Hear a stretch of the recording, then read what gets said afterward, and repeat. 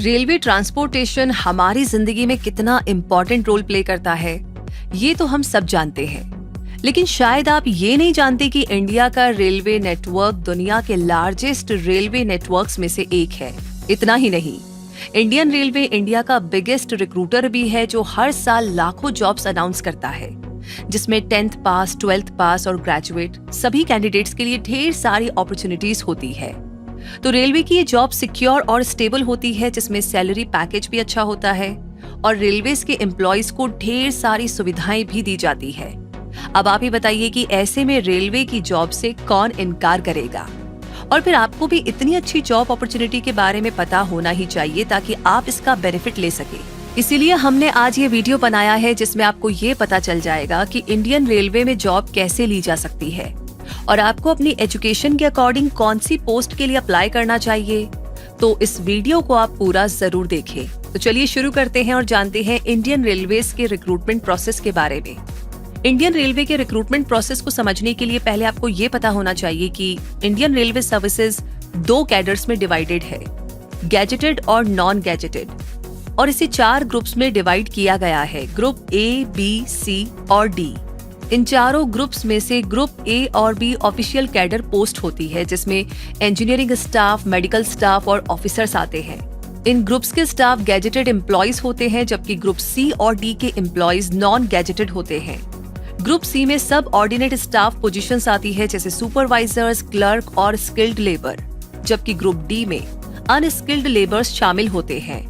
तो इतना जान लेने के बाद इन ग्रुप्स की जॉब्स, उनका क्राइटेरिया और एग्जाम पैटर्न को समझना आसान हो जाएगा। तो आइए अब इसके बारे में जानते हैं। ग्रुप ए की पोस्ट के लिए सिविल सर्विसेज और इंजीनियरिंग सर्विसेज एग्जाम के थ्रू रिक्रूटमेंट होता है।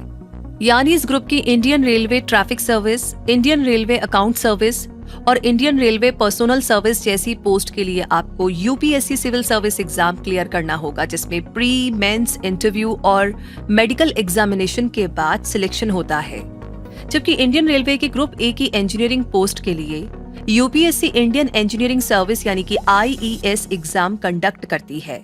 इस एग्जाम के जरिए रेलवे सहित गवर्नमेंट ऑफ इंडिया के बहुत से डिपार्टमेंट्स में इंजीनियरिंग पोजीशंस पर कैंडिडेट्स को रिक्रूट किया जाता है और ये एग्जाम भी 3 स्टेजेस में पूरा होता है, प्री, मेंस और इंटरव्यू। ग्रुप ए की डिफरेंट पोस्ट के लिए अप्लाई करने के लिए आपके पास रेलेवेंट पोस्ट के अकॉर्डिंग बैचलर डिग्री होनी चाहिए, जैसे इंजीनियरिंग की बैचलर डिग्री, एमबीबीएस की डिग्री एटसेट्रा। इस ग्रुप के लिए एज लिमिट 21 से 32 साल होती है और ग्रुप बी की पोस्ट जैसे असिस्टेंट नर्सिंग ऑफिसर के लिए कोई एग्जाम नहीं होता है। जब ग्रुप सी एम्प्लॉयज को रेलवे में सर्विस करते हुए कम से कम 3 साल का टाइम हो जाता है, तब एग्जाम के थ्रू उन्हें ग्रुप बी में प्रमोट किया जाता है। इस प्रमोशन में सीनियरिटी, रिटर्न टेस्ट और वाइवा के अकॉर्डिंग प्रमोशन होता है।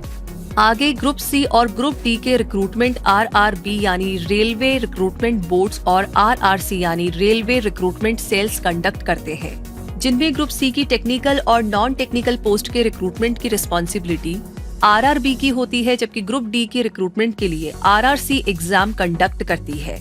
तो आपको पता होना चाहिए कि आरआरबी एग्जाम की कंडक्टिंग बॉडी में आरआरबी और आरआरसी दोनों शामिल होती है। इस एग्जाम के through non technical popular categories, paramedical categories, ministerial और isolated categories, junior engineer post, ALP और टेक्नीशियंस जैसी कई सारी पोस्ट पर रिक्रूटमेंट किया जाता है। तो चलिए पहले ग्रुप सी की 3 पॉपुलर पोस्ट के बारे में इंफॉर्मेशन ले लेते हैं और ये पोस्ट है एनटीपीसी, एएलपी और जूनियर इंजीनियर पोस्ट। सबसे पहले आरआरबी एनटीसीपी यानी non technical popular categories exam के लिए एज लिमिट 18 से 33 साल होती है और इस एग्जाम की अंडर ग्रेजुएट पोस्ट के लिए आपका 12th क्लास पास होना जरूरी है, जबकि ग्रेजुएट पोस्ट के लिए आपके पास ग्रेजुएशन की डिग्री होनी चाहिए। इसकी अंडर ग्रेजुएट पोस्ट में जूनियर क्लर्क कम टाइपिस्ट, अकाउंट्स क्लर्क कम typist, junior time keeper, trains clerk और कमर्शियल कम टिकट क्लर्क जैसी पोस्ट आती है। जबकि ग्रेजुएट पोस्ट में traffic assistant, goods guard, senior commercial कम टिकट क्लर्क, सीनियर क्लर्क कम टाइपिस्ट, जूनियर अकाउंट असिस्टेंट कम typist, senior time keeper, commercial apprentice और station master की post आती है। इस एग्जाम में 2 कंप्यूटर बेस्ड टेस्ट होते हैं, उसके बाद टाइपिंग स्किल टेस्ट या कंप्यूटर बेस्ड एप्टीट्यूड टेस्ट होता है, जिसके बाद डॉक्यूमेंट वेरिफिकेशन और मेडिकल एग्जामिनेशन होता है। इन एग्जाम स्टेजेस में पोस्ट के अकॉर्डिंग वेरिएशन मिलता है। नंबर 2 पर है एनटीपीसी के बाद अब जानते हैं आरआरबी एएलपी यानी असिस्टेंट लोको पायलट एग्जाम के बारे में। इस एग्जाम में एएलपी और टेक्नीशियन की पोस्ट आती है। एएलपी पोस्ट के लिए आपका 10th क्लास पास होना जरूरी है या आपके पास इंजीनियरिंग की डिग्री या डिप्लोमा होना चाहिए। एसएसएलसी और आईटीआई पास करने वाले कैंडिडेट्स भी इसके लिए एलिजिबल होते हैं। आपको ये भी बता दें कि यहाँ पर एसएसएलसी का मतलब सेकेंडरी स्कूल लिविंग सर्टिफिकेट से है और टेक्नीशियन पोस्ट के लिए या तो 10th क्लास क्लियर होनी चाहिए या एसएसएलसी प्लस आईटीआई क्लियर होना चाहिए या 10+2 में फिजिक्स एंड मैथ सब्जेक्ट्स होने चाहिए या इंजीनियरिंग में डिग्री या डिप्लोमा होना चाहिए। इन पोस्ट के लिए एज लिमिट 18 से 28 साल होती है और इस पोस्ट के लिए रिक्रूटमेंट स्टेजेस में सीबीटी यानी कंप्यूटर बेस्ड टेस्ट, सीबीएटी यानी कंप्यूटर बेस्ड एप्टीट्यूड टेस्ट और डॉक्यूमेंट वेरिफिकेशन शामिल होते हैं। इनमें से सीबीएटी स्टेज केवल एएलपी पोस्ट के लिए होती है। नंबर 3 पर अब जानते हैं आरआरबी जेई यानी जूनियर इंजीनियर एग्जाम के बारे में। इस एग्जाम में इन पोस्ट पर रिक्रूटमेंट होता है जूनियर इंजीनियर यानी कि JE, junior engineer information technology, depot material superintendent यानी डीएमएस और केमिकल एंड मेटालर्जिकल असिस्टेंट यानी कि सीएमए। इस एग्जाम की एज लिमिट 18 से 33 साल होती है। एजुकेशनल क्वालिफिकेशन के बारे में जाने तो जेई पोस्ट के लिए BSc civil engineering, mechanical, electrical, computer science जैसे सब्जेक्ट्स में से किसी भी एक में 3 साल का डिप्लोमा होना जरूरी है। जेईआईटी पोस्ट के लिए BSc computer science, BCA, BTech computer science, BTech information technology या पीजीडीसीए जैसी डिग्री होनी जरूरी है। डीएमएस पोस्ट के लिए 3 साल का डिप्लोमा इन इंजीनियरिंग जरूरी है, जबकि सीएमए पोस्ट के लिए साइंस में डिग्री होनी जरूरी है जिसमें फिजिक्स और केमिस्ट्री सब्जेक्ट्स हो।